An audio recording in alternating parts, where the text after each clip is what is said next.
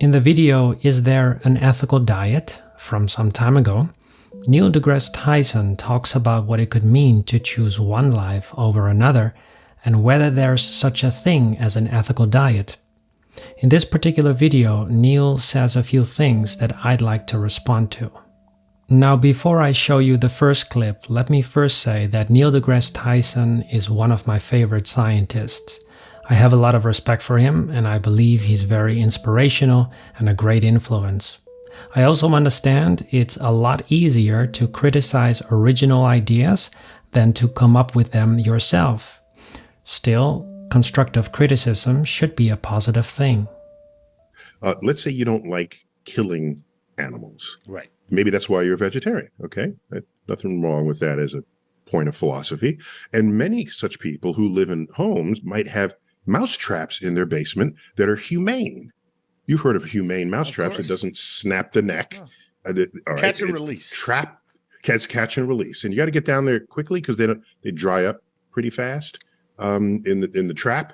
If you're not there checking on it every few days. Right. So you trap one. So there's the cute fuzzy little fellow mammal, and then you release it into the wild and you feel good. Right. All right. But if you analyze this, you realize that the life expectancy of the mouse in the wild is between 9 and 18 months because they are the tastiest of snacks for all manner of woodland predators. Delicious like morsels. Owls and hawks and crows and foxes. And right. So what you've done is shorten the life of the mouse by offering them up to predators.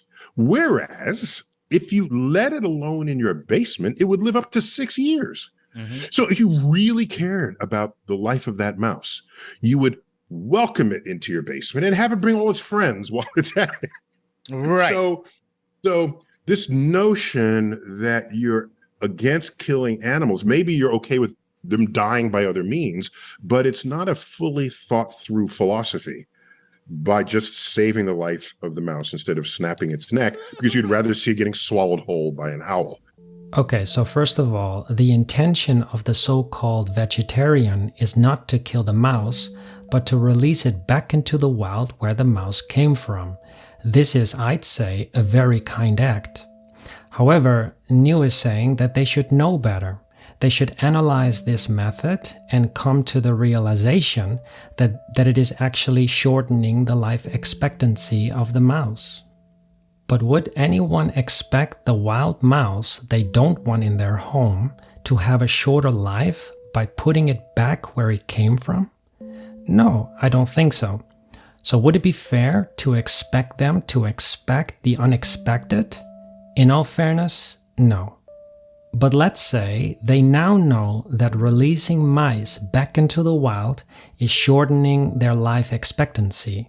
Would it then be fair to expect them to let mice live inside their home just because they care about them?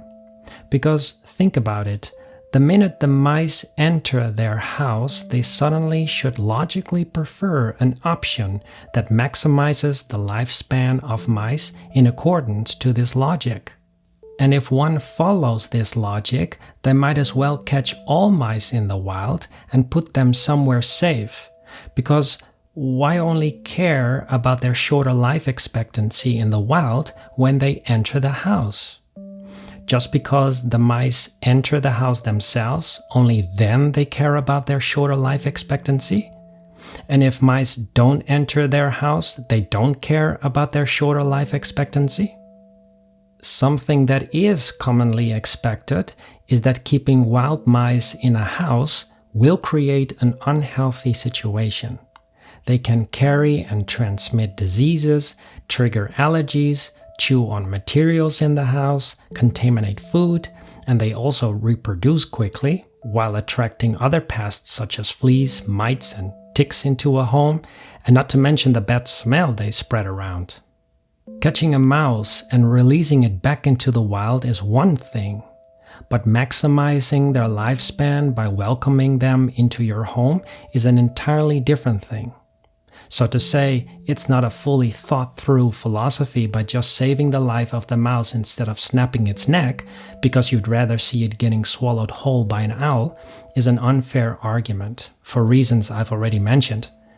But also, as if killing the mouse right away is the same as letting it live in the wild where it could potentially be killed by other animals. This overlooks the fact that the mouse is at least in its natural habitat and still alive.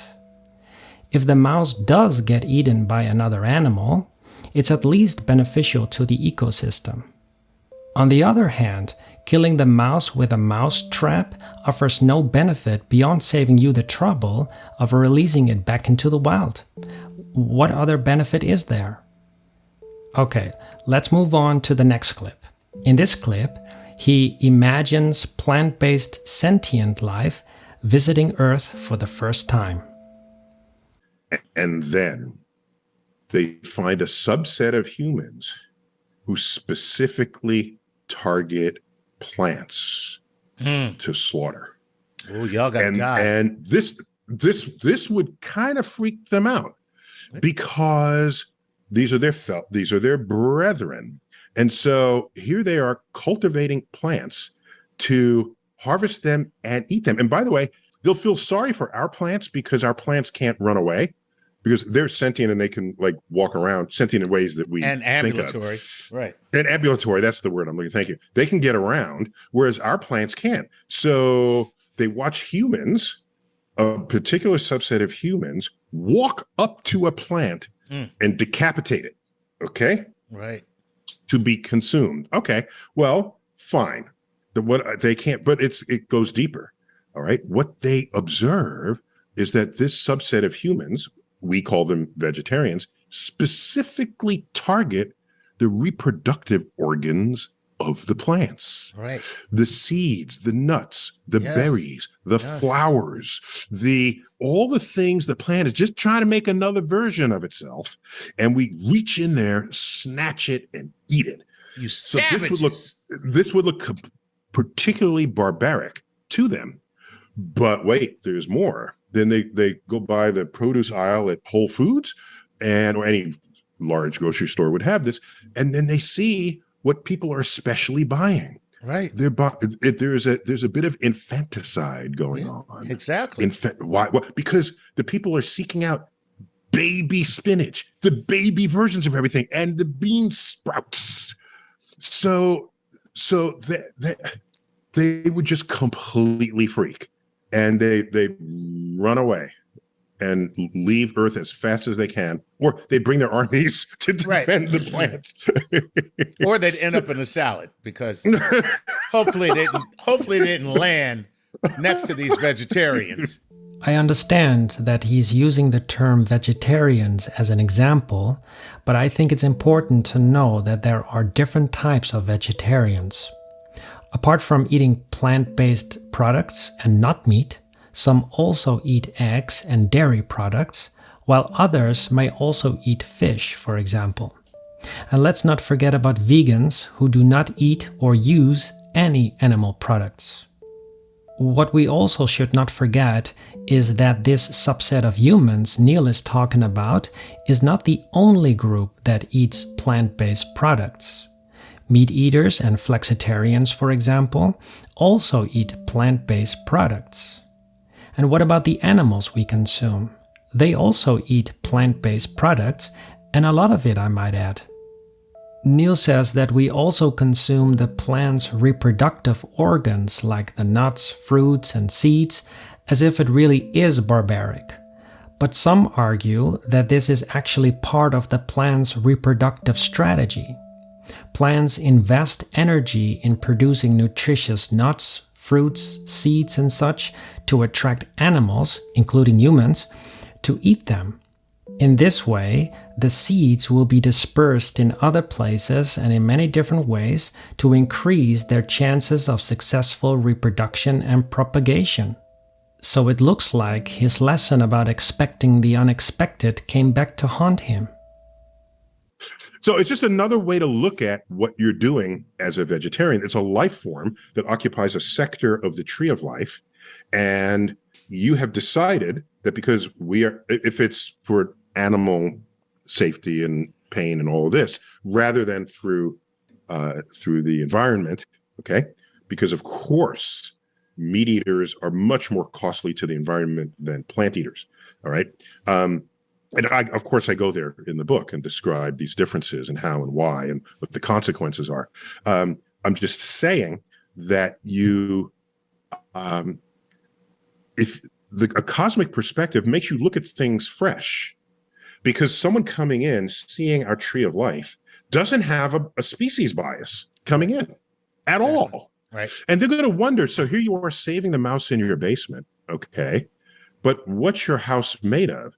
Well, it's made of the wood from 50 trees that might have lived 100 years, but they were cut down halfway through their lives. Each tree produces 15 times the mass of the mouse in oxygen every day. But no, you cut them down to make your floorboards, your wall panels, your 2x4s, your structural members, your wall sidings. This is what you've done with trees. And by the way, trees, like I said, they can live 50, 100 years. Some live 1,000 years. They're home for all manner of forest creatures. The birds, squirrels, insects. And even other flora. Other flora, correct, growing in and around and on them. So we can ask the question, who do you think nature cares more about? Right. The tree that might live 1,000 years or 100 years, or the 1 ounce mouse that you just saved from getting its neck snapped? I don't think nature cares in the sense that we do. I think nature is indifferent. But from a human perspective, I think that the mouse and the tree are both important. I think many people don't like to see the mouse being killed, and many people don't like to see a tree being cut down when it's unnecessary and bad for the environment, especially when it has an enormous impact on animals living in those trees. So now I don't care what you think after all of this. I mean, I care in the sense that I'm an educator and I want you to be fully informed. But if you're going to run around choosing... No, if you're going to run around choosing one species over another, look at the big picture first, and then go pick and choose what you want to eat and what you don't want to eat and what you want to kill and what you don't want to kill. Saying pick and choose what you want or don't want to kill and eat is a bit reckless, I'd say. As if there's no right and wrong, just a difference of opinion or perspective. We might as well put panda meat on the menu. Because if Neil is really fully informed, knowing that the meat industry is the biggest contributor to deforestation and has one of the largest impacts on climate change, to name a few things, but still eats meat, then does being fully informed matter anything? I feel like Neil was challenging the moral correctness of this subset of humans, which I call the semi-plant-based eaters.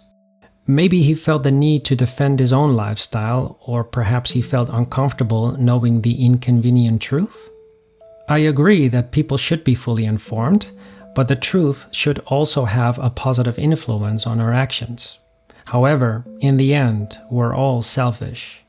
What we think is important varies for everyone. That's why Neil keeps eating meat, even after knowing what he knows. But I'm no angel myself. I'm a flexitarian, which means I eat meat occasionally. But when I do consume animal products, I often check whether they're produced organically or sustainably. To me, this is important, but it's also true that a semi-plant-based diet reduces our impact on animals and the environment, especially when you're a vegan. It's just a fact. Yes, in a sense, we can choose what we want to kill and eat, but we can't argue with the truth. And the truth is that, generally speaking, a vegan diet has the least impact on the environment, and a mouse would rather live in the wild than be killed when it enters a house.